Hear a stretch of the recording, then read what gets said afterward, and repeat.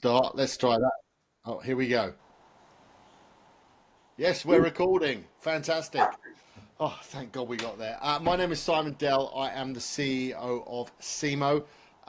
We've got a absolutely bumper packed show today with some very special guests, including one poor gentleman who we have likened to being thrown to the lions.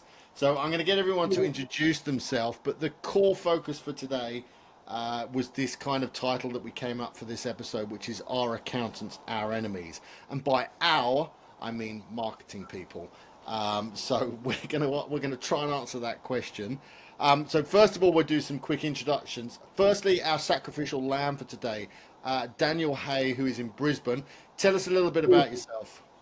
I suppose accounting for over 20 years now. So four partner firm, so off 3 office locations in Brisbane. So we look after a range of clients, individuals, super funds to medium to large businesses. So been in business for about nearly 14 years. So I've sort of had a bit to do with the marketing side of things. We spent a lot of money, lost a lot of money, but I think sort of not understanding, and I think it's sort of taken us a bit of time to realise what we want and what's required. So. Awesome, thank you. Now, second appearance, I think, on the podcast, Kelly Dimkovska. Do you want to give us a little bit give us a bit of the Kelly story? Absolutely, Simon. So I am a fractional CMO and I own the business Tuesday Logic. Tuesday Logic really just specialises in the healthcare space. I've had over 15 years of digital marketing experience and 11 of those have been in the healthcare sector. Awesome, thank you. Joshua Cilento, or JC, as I found out he is known to his friends. Tell us about you. I originally come from rock and roll and then into production and television production, film and TV production, and then that became agency land. Outrageous. People trying to get me. Um, then agency from creative onto suit side, and then it became consultancy and now fractional with CMO. Okay, awesome. And last but certainly not least, brand new to the show, Tommy Holt, please introduce yourself. Yeah, thanks so much for having me, Simon, and great to be sitting with such esteemed colleagues. So I've been working in marketing, brand, and reputation for about 20 years, primarily in-house, but more recently have been a hired gun for a number of different organisations. I consider myself a marketer first and foremost, and have had the pleasure of using my skills across a number of industries, including healthcare, FMCG, e-com, and most recently was part of the team over at Woolies, where I was there for around 7 years. So really passionate about the connection between marketing, reputation, corporate affairs, and all those things, and have had the pleasure at various times of dealing with the finance teams under those banners as well. Awesome, thank you, Tommy. Now, look, before we start, I'm going to frame this because this subject matter was something that came out of a conversation with my business partner, Matt Clarkson. We have a client that we've worked with for many, many years. Matt works with them directly, which is unusual in itself because that doesn't normally happen. But we've worked with them for a long time, and they're in the travel space. Over the years, they have grown and grown and grown to the point now where they are making lots of money. The owners get to go on long holidays without having to worry about too much is what's going on in the business. But that has been a consequence of them investing and investing and investing in marketing, largely digital marketing, and largely expanding their footprint in the number of products that they sell and things like that. About 2 months ago, their accountant had a conversation with the business owner and said, and I'm going to paraphrase this, "You're spending too much money on marketing." Now, the challenge for us was that the accountant had never sat in any of the meetings, never been in the marketing meetings, didn't know anything about marketing, or we assume he didn't know that much about marketing, but had simply seen a number on a line on a P&L and gone, "That's too much."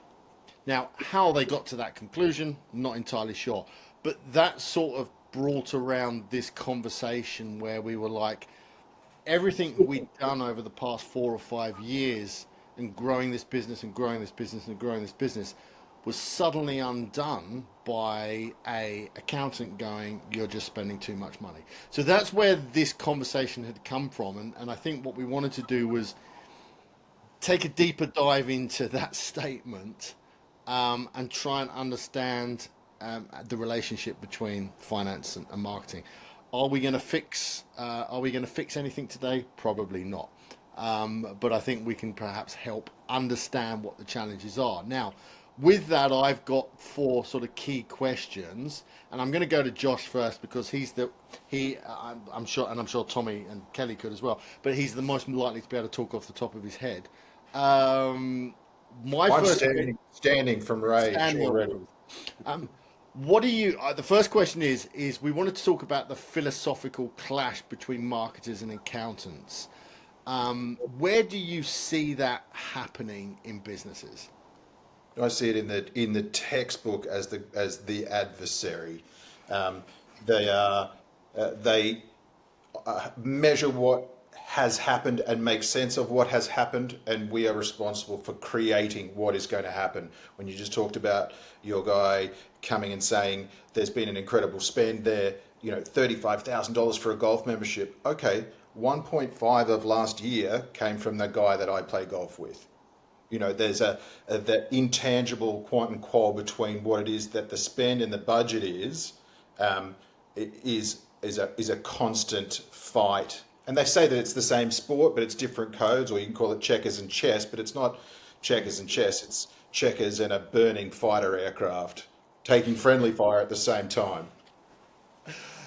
Daniel, right of reply there on the other side. How do you see that?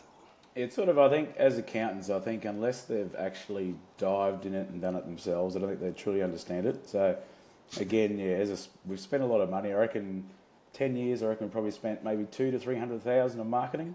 Okay. That could have ranged from, we actually did a bit of a thing with some other businesses where we, hired a film person, we had a writer, we're doing YouTube, we did Facebook, we did everything. And I think at the end we got an Uber driver out of that spend. So I think,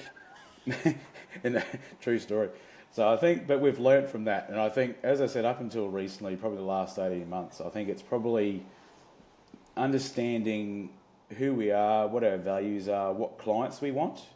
So I think we just wanted anyone, where I think we like tradies, but specifically there's the type of tradies that we like doing. So it's sort of only now that we've probably really realised who we want and how to get them potentially. So it's taken us a bit of time. Traditionally, I think accountants think marketing is quite fluffy.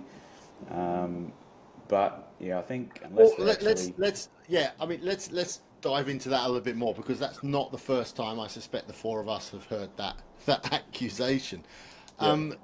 When you look at that, and let's put your experience aside, because I presume you would see this be with other potential clients of yours who are running businesses.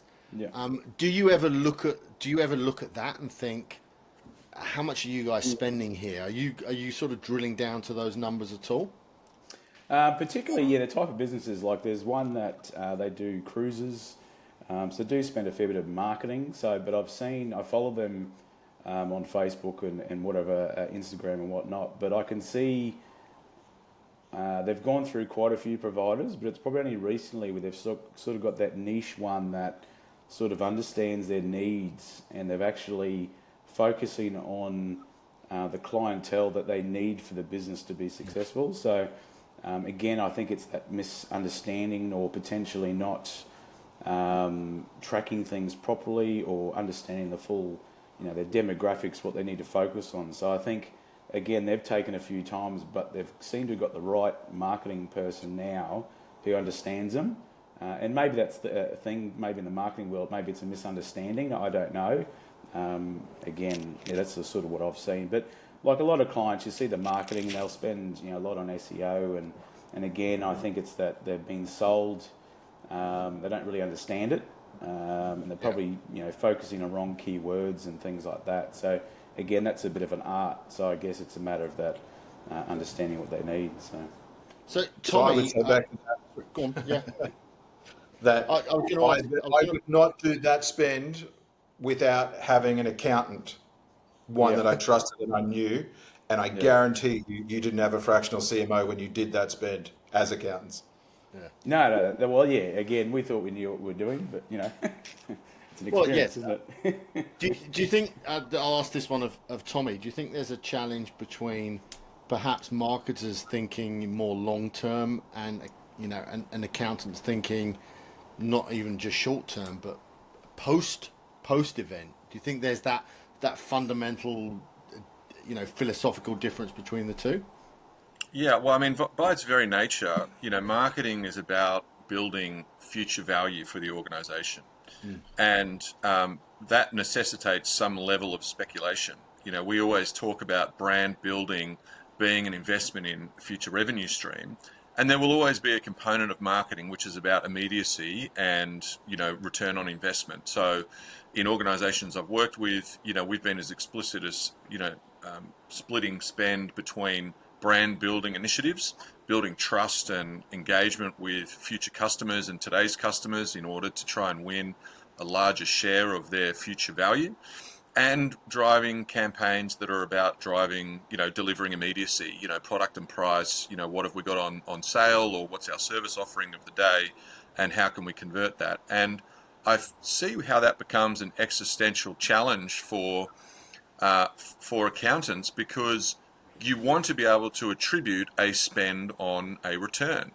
There is, when you look at a capital investment, when you're having conversations about CapEx, there is a facility that you are investing in. And on the day that it opens up, you're able to attribute, a component part of your future revenue to that.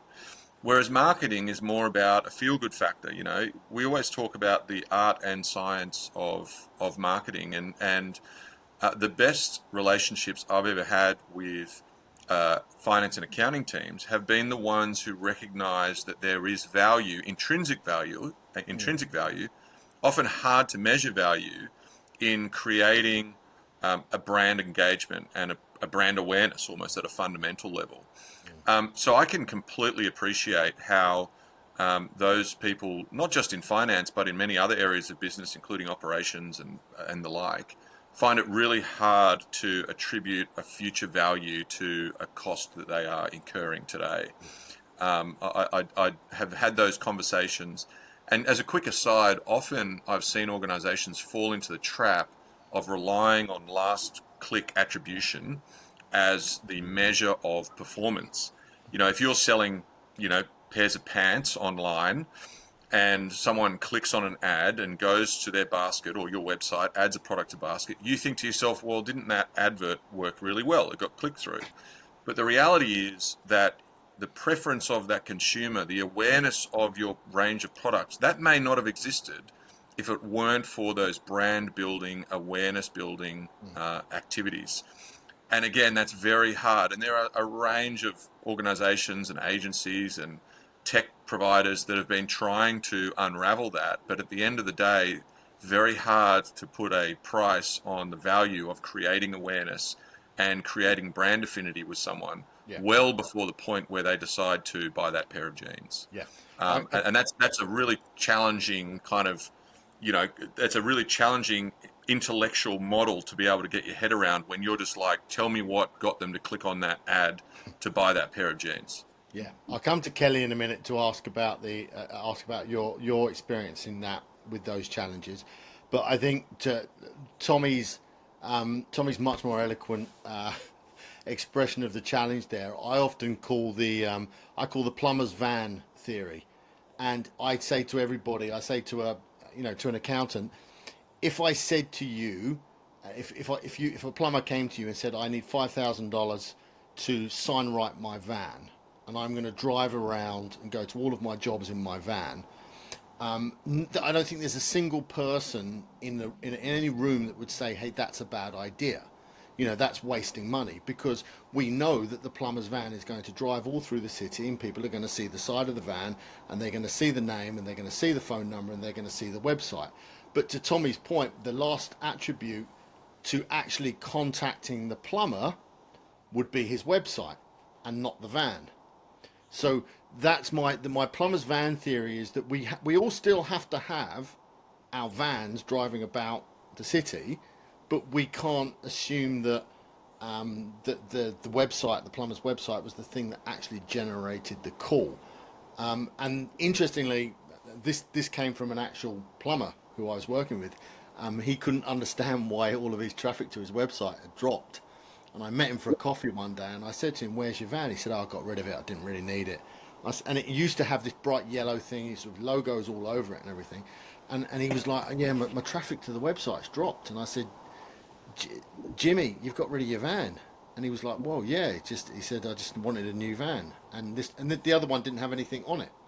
So to him, he hadn't worked that out, that was actually, there was a cause and effect there of actually driving his business. So, Kelly, what are your sort of challenges been in that space where you've had those maybe knock some heads with people in finance? Yeah, sure.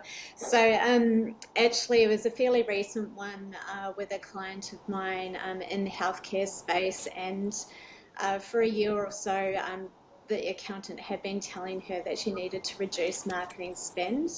But every time we did that, we saw results, and therefore all the bookings drop. It was actually when the accountant went away and started his own firm that he actually came back to her later and said, "No, double down on the marketing spend," because he suddenly understood the marketing function and how valuable it had been to his new firm in generating business. So that was sort of one of the more recent ones. But in terms of what I like to do, if it's the business owner that's speaking with the accountant directly, I normally like to sit down and really arm them with all the information before they see their accountant. So they're able to clearly articulate, what we're doing, why we're doing it, and, to Tommy's point, exactly what phase in the funnel that's attacking, so to speak, and what the marketing goal out the other end is. Yeah. Yeah. Actually, So, funny story just quickly about the plumber van. Well, I have a ute because I have a race car I usually tow it around, so it's got the business all over it. And I've actually picked up a heap of clients from Bunnings. Come in, they go, "I've got 5 years of returns I haven't done. I saw your ute, and I thought I'd come and get my tax returns done by you." So it does work.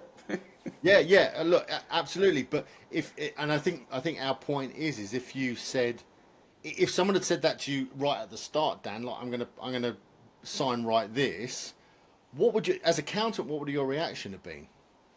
Oh, I think from, I guess, my background, family business, so not accounting, but refrigeration. So I guess I understand that a bit earlier, that, we always had sign writing. That's particularly in a smaller town back in the day with, Refidexes. Effectively, that was how people got you. So they saw the number on the side of the ute, they gave you calls. So I sort of understand that a bit better. Maybe that might be the accounting thing, where they've only just done accounting, that's all they've done. They haven't actually experienced any other type of been in business before in any other sort of industry. So maybe that's a thing, I don't know. So. Okay. When we sort of present budgets, I wanted to sort of get an understanding of whether there's a right way of presenting it so that the accountants can make more sense of it. Because if we're sitting in front of people asking for a big chunk of money, and whether that's what I've done with small and medium-sized businesses, or whether that's potentially Tommy, who's sat in front of potentially boards of people asking for lots and lots of cash. Do you think there's a way that we should be doing that? And I'll ask that for both sides of it. I'll ask that to Josh first, and then ask Dan. Would it be easier if to reframe it for you, if all that time ago when you spent all that money, it had been presented to you in a different way? So I'll ask Josh that question first, to how he would do that if he was pitching that to a room of non-marketing people. Yeah, I'm still doing it. And it's kind of that, it's the dark arts. And if you don't understand it, there's also trying to educate in it doesn't give you the win. It just creates different goalposts inside the dark arts that they're not related, or they're still not the relationship between what it is you're trying to do, what it is that you want to do. And I'm literally sitting here now. A friend, not a client because he doesn't pay me. I just said, "How's your Black Friday going? Tie this in. You're a great guy. I love you. Your business is amazing. They're doing 910." He's just said, "We're up 41%." Because I said, "You've got to show that you are the business." He's the only guy. He is the main core person. And it was just one line: authenticity. Yeah. Now, quantify that in explaining that in a budget that is required for doing iPhone content to support your business. 41 points in their highest. That Black Friday window is they make 70% of their year. Yeah. So I'm still doing it. I am still trying to explain, and I'm still realizing that there's no point in explaining. There is what you do and what works because it's inside the black box. What cable goes in and the cable goes out, stuff happens inside the black box. We all know what happens inside the black box and what levers to pull, but trying to explain, trying to do, trying to show, there's very little benefit. Yeah. There's performance. Yeah. Then Tommy? have the accountant show you what the numbers are. Yeah. Yeah, look, I mean, marketing is, sort of an outcome-based discipline, isn't it?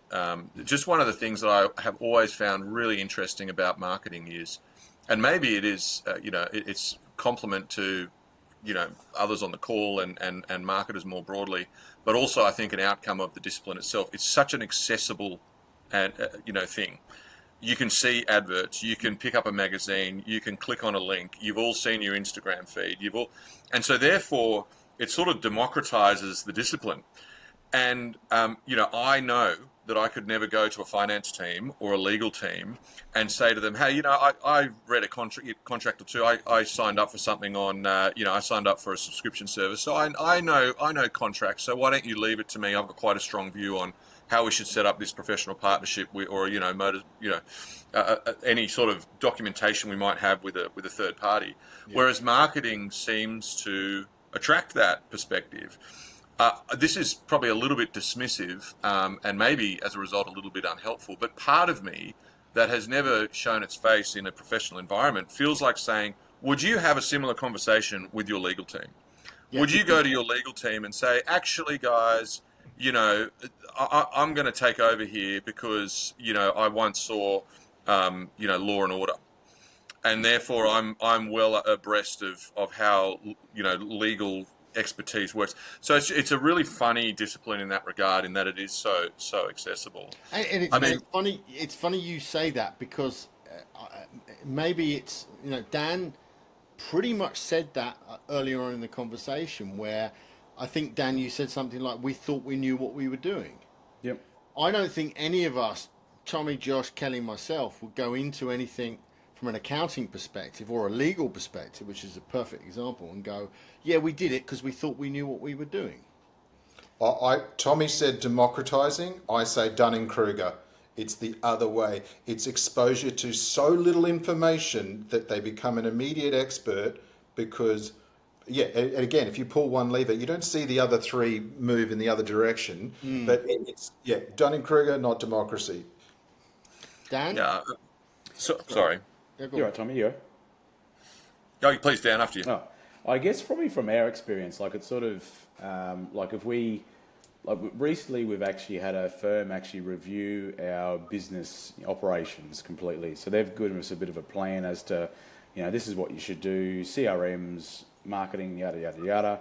I've gone to an external marketing firm. They've sort of given us a bit of a budget and sort of which way to go. But probably what I've liked in this case, where not in previous, where previously we've sort of just been given, this is what you've got to do, lump sum, where I guess these guys have done a little bit different. They've sort of done short-term, medium and long-term sort of strategies.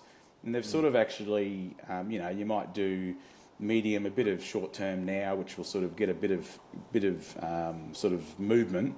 And then it's sort of the medium and long term. So I have actually liked how they presented it this time, where I guess previously we've never had that before. And I think from an accounting point of view, marketing is an expense. They see it in the balance sheet straight away. They're sort of like, when am I going to get a return? But I think, they need to understand it is a long-term strategy. It's not something instant in most cases. So I guess that's from my experience and what I've generally seen. So.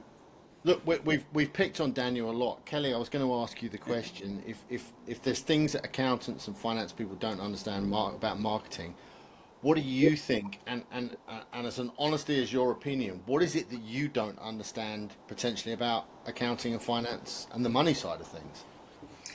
I think generally it is just how that is broken down. So when a business owner goes to an accountant, it was exactly what we were bringing up before. What metrics? What are you actually looking for? If we can show revenue growth, then I suppose the struggle is to understand if we're proving revenue growth, why then marketing is sort of the first off the list to almost go. It's quite an unusual thing to come across. I guess to be honest with accountants, I guess we've structured ourselves a little bit differently, where we're sort of able to just do more than the usual standard compliance. Where I think a lot of accountants, with all the extra compliance and everything else, they're too bogged down to do anything else. They'll just see a number and they'll tell a client, "Oh, you're spending too much," and I think they just move on. So I think it's just an observation. It's probably not an understanding, or they've got time to actually interpret it more. Where I guess probably we've freed ourselves up a bit where we can do more of that with clients, and I think that's generally most cases you'll find accountants are just too busy. They see it as a number and just make a comment on it. So there's probably no measurements at all, to be honest with you. Yeah, sure. So, because I was even thinking, like with digital marketing, obviously you can scale. So you could sort of launch with a Google Ads campaign or whatever it might be, and sort of show progression. And then as we're proving revenue growth, start doubling down on the spend. But are you saying that wouldn't even sort of? I think generally with all our clients, I guess there's only probably a select few that probably bring us on board with their marketing team. Generally speaking, it's probably they've spent the money. We've only seen it when we're doing the account. So I guess probably I think there's not that introduction. So we probably don't even know what they're doing. So again, I think if there was more interaction with the marketing and things like that, I think generally it would probably have more success. As the accountant's on board, they probably at least can see what the money's been spent on, and understand where I guess you guys are coming from. Yeah. Do you think that's an interesting point? Do you think it would be worth more marketing people asking for accountants and? Oh, definitely. I think 100%. Sit in the room with them. Yep.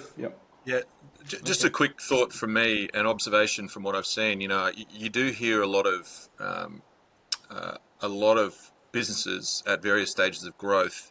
They go to an area of specialization in marketing looking for a solution. So you often find, let's use SEO or SEM as an example.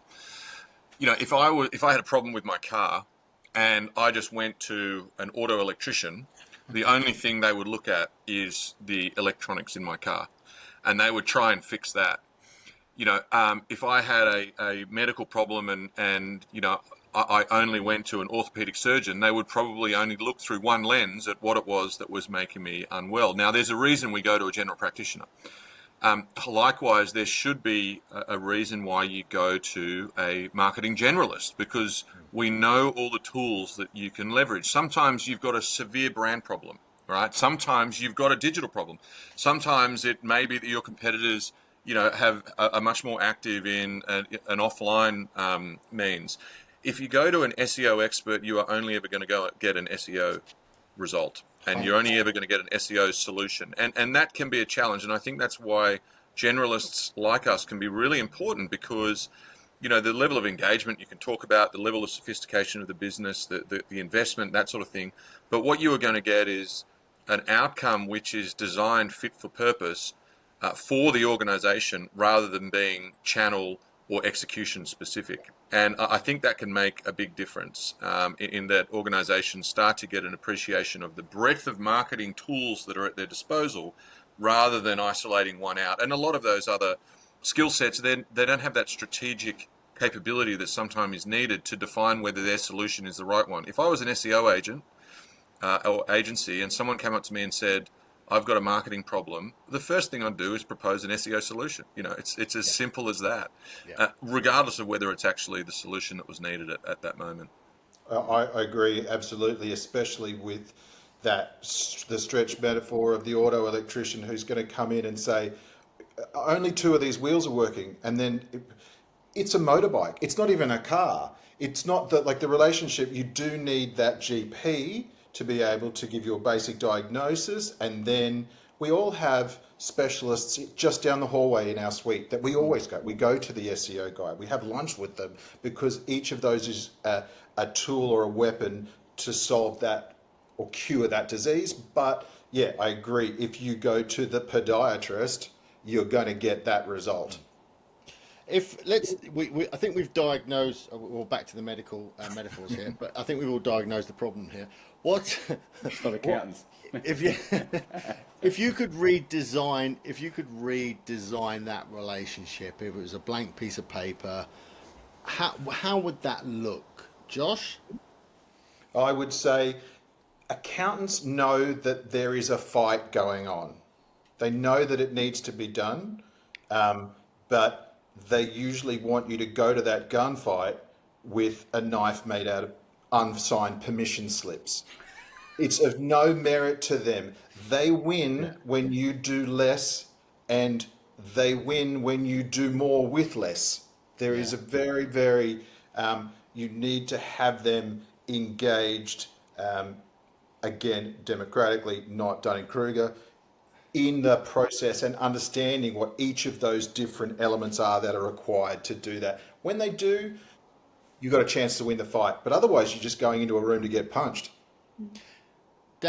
Dan, knowing what you know now about what you spent in marketing, if a client came to you and said, you're my accountant, you've helped me run the business for all these years, am I spending too much on marketing, or where should I save some money? Maybe a broader question like that. How would you rebuild that? How would you rebuild that relationship? Would it simply be, cut some costs here? How would you approach that? Well, I think theoretically, depending on the type of business industry, I think there is some cost savings, generally speaking. But I think from a marketing point of view, I think it is probably introducing them to someone, probably who that is, I guess, for the industry. I guess, like, a lot of clients I see might get SEO, but they don't really have a proper landing page, or there's no sort of other, whether it's Facebook or Google, there's no other, they're paying for it, but there's no, the traffic isn't going in proper places. So I guess trying to get I guess it's a bit of a hard one there. What about Tommy? What do you think? I was going to say, I'll jump to Tommy whilst you have a think about that. Yeah, no, you're right. Go, Tommy. Yeah. How would you redesign this from scratch? Oh, look, I think that there's a lot to be said for, that fundamental understanding of the benefit that marketing can provide, and how do you upskill very different and diverse leaders around how that might happen. Likewise, we all have to have a broad understanding of contract law when we're putting in place partnerships. We have to have a broad understanding of HR when you're in large organizations. We have to know how to operate in those spheres. I do think that finance can sometimes be very binary in saying, hey, I'm finance, and I don't interpret or understand anything in the marketing world. Well, my challenge would be to say, well, you kind of do need to understand that. So that's the first bit. The second element, I think, is that, frankly, here we are as a bunch of marketers, and Dan, you're our punching bag in a way. We're all saying, well, you should do a better job and you should understand it more. But there's a lot to be said for how marketers, what our literacy is like around finance. I take great enjoyment and generate a lot of pleasure by being able to coherently hold a conversation with operational teams, with HR teams, with finance teams, with legal teams, and those sorts of things. Now, I'm not an expert, but I can at least interpret what's being said and hopefully interpret my needs from a marketing perspective into their area of expertise. So, I hate to wheel out words like collaboration and the like, because it's, they sometimes become these buzzwords that lose any meaning. But it is that literacy, right? Like, we need to be able to understand, okay, well, Dan, what are you trying to achieve? You want increased revenues. You want to be able to zero out every cost line. Let's find a point somewhere here where we can come up with, a bilateral agreement around where there is benefit. I've got to validate, my existence and the benefit of what I do. But I want to be able to do it in a way where you're feeling comfortable. When you do see that line item, you're like, actually, that's a worthwhile investment. I understand now what the return is that that's generating. And maybe it's not just a default case of, but how can I reduce that number? Maybe, who knows, you'll have a conversation with the finance team one day who are like, we're seeing the return. What would it look like if we increase it by 10%, 20%, 30% in terms of that investment? Because we are feeling the organizational and business benefit. So there's a job for both sides of the conversation to be done. But I do think that, I benefited hugely from doing tertiary education and some postgraduate stuff because I was able to understand more about finance. And I think finance professionals appreciate that because whilst I'm not a finance specialist, I can converse with them in terms that they can understand and interpret rather than perhaps falling into this mindset of being a marketer first and foremost. And I hope you can understand what I'm saying because I'm not going to kind of walk over to your side to try and teach you. I guess as accountants, like the only marketing course we do is probably, I did one, it was the first year of my bachelor's degree 25 years ago. So I think there's no, again, it's through our experience, our own exposure that we probably learn a bit there. So whether maybe there is a collaboration with the likings of the IPAs and the CPAs or something like that to sort of better understand marketing and how that can help clients. Like I think maybe that is something that could potentially maybe look at. We used to have a relationship with somebody who ran a training organisation called Marketing for CEOs, and it did exactly what it said on the tin. It took CEOs in and taught them how marketing worked. Because again, as we would all know, for every CFO out there that doesn't understand marketing, there's a CEO that doesn't as well. That's come up through a trade and just simply doesn't quite understand how the company got there. But maybe there's an argument that there's marketing for CFOs. Maybe that's teaching them how that sensible investment or even speculative investment can deliver results in the future. Because I think that's where they really struggle. Kelly, the question for you about in terms of rebuilding that, how would you sort of rebuild that approach? So I would love to see fractional CMOs or CMOs in general being invited into those discussions with accountants. What I normally find is sort of your small to medium businesses, they don't normally loop the CMO in until it's too late. So it'd be great to be involved and brought in on that journey, develop the relationship with the accountant and to be able to, I suppose, educate them along the way, and then that way you don't need to do additional courses. You're actually working with the CMO in the business. I think it's a really important piece of this puzzle because in the instance where I talked about earlier, cutting marketing budget, it was terrible for their revenue. So I feel that these are big decisions. But the challenge is, Kelly, is that revenue drop won't appear straight away. It 3 to 6 months time, That's too and then the late. accountant will be and then the owner and the accountant will be scratching their heads, going, "Well, the what happened momentum here?" stopped. Yeah. Exactly. So I think just being brought along on the journey is I, really important. I think simply the fact that I see so many companies working with a senior finance person, be that a fractional CFO or a full-time CFO or whatever, but so few companies doing the same from a marketing perspective, I think is the big challenge. And one of the last things I wanted to make, just to sort of step back a couple of bits. Sorry, Josh, I'll come to you in a sec. One of the last things is that one of the challenges with our industry from a marketing perspective is that the barrier to entry is low. I could sit there and say tomorrow, hey, I'm a social media manager, I'm a marketing expert. Yes, there are qualifications we can get, but you can't sit there tomorrow and go, hey, I'm an accountant, give me your books. I mean, you probably could, but you're not going to last long without being locked. You could get locked up for that. Whereas if you sit there and purport to be a social media expert, ain't no one arresting you for terrible results. So, Josh, you were going to say there? Just as you were talking about how would we rephrase that, and every aggressive, sensible, current business has a direct attribution, which is a known depending on the industry or the product range or market, a percentage that needs to go into R&D. They have an R&D team. Depending on where they are and what they're doing, it's anywhere from 5 to 12%, depending on what you're doing and what you're trying to achieve.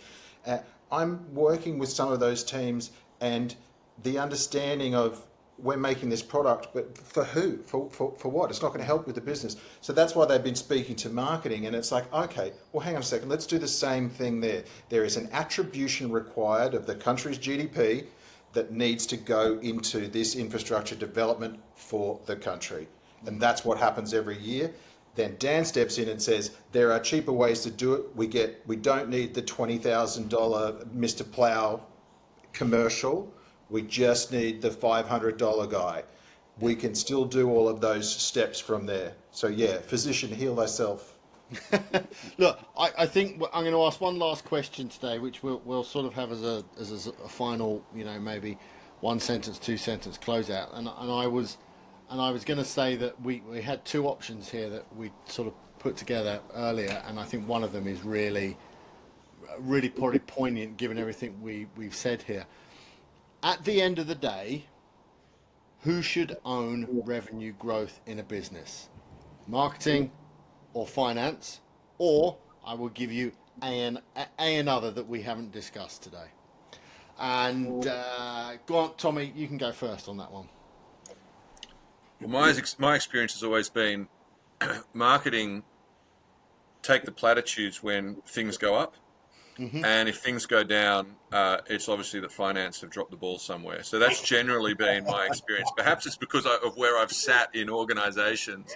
But all jokes aside, every single marketer should be able to, in some way, directly or indirectly, attribute their activities to some level of business benefit. Often that gets lost. I feel really passionately about that. You must be able to tie your activities into business upside. That is the language that finance teams and everyone else understands. So of course, as a marketer, I would say we should be accountable for growth and trajectory of an organization. We want money for long-term growth. That's what building brand is about. So we should be held accountable to that. Awesome. Josh? I agree. If it goes well, then finance should have given us more money to do it better, and that's always been the way. But I agree. I'm the same. This is marketing is the future. Accounting is the assessment of what is occurring. I understand the risk mitigation and the requirements that are of that. However, take the word marketing out. Call it the business. What is the business?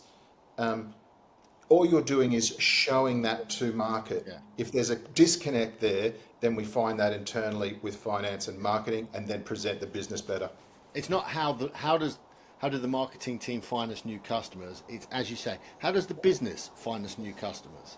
Yeah. So you don't need to use the word marketing in there.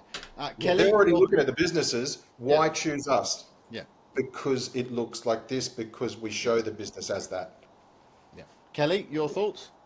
Yeah, I think you hit the nail on the head for me right at the end. It's about making sure that different departments actually aren't working in silos. I think everybody needs to be talking to each other, marketing, sales, the finance team. I think it's actually a joint effort that all does actually contribute to, business or commercial outcomes at the end of the day.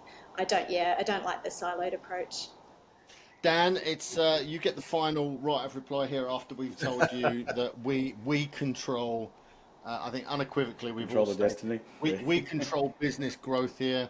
We should be rewarded. But I just want to frame that last question a little bit different for you.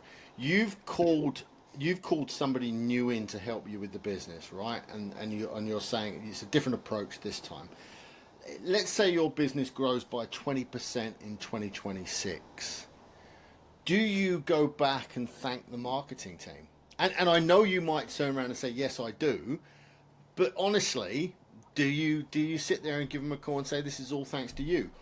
Well, I think, I suppose from marketing, I guess it is an investment. I think making both sides accountable, I think, can drive it, but it is long term. I think that's where accountants get a bit. They're sort of looking for the short term returns, but it is a long term strategy, really, at the end of the day. So, particularly in this case, we're actually making each other accountable. So we're doing weekly check-ins, going through what's each process and everything else.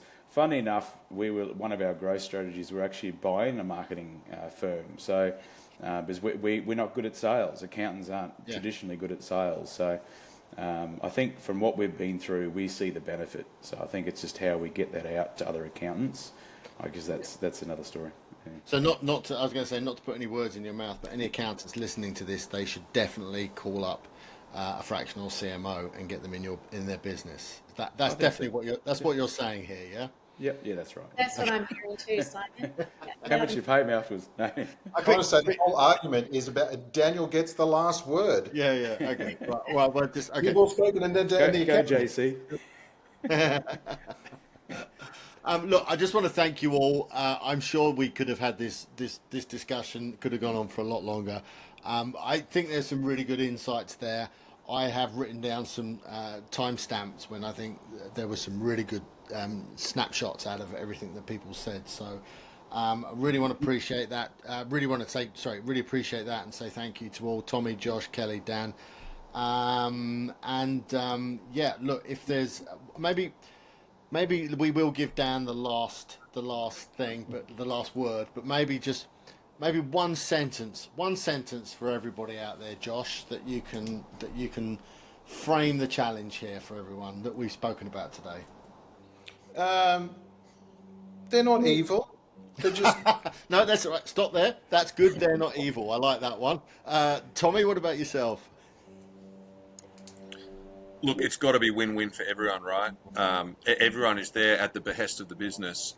That means that finance, marketing, and all the other disciplines have a role to play in success. So let's operate like that rather than being adversaries inside an organisation, seemingly at looking at different outcomes. Kelly, what about you? What's your final word for today? I think it's important that we all speak the same language.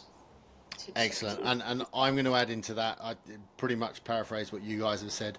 I think we all need to learn about the other functions within the business. I think that is super important, that we can all take some time to sit down and learn what those functions do.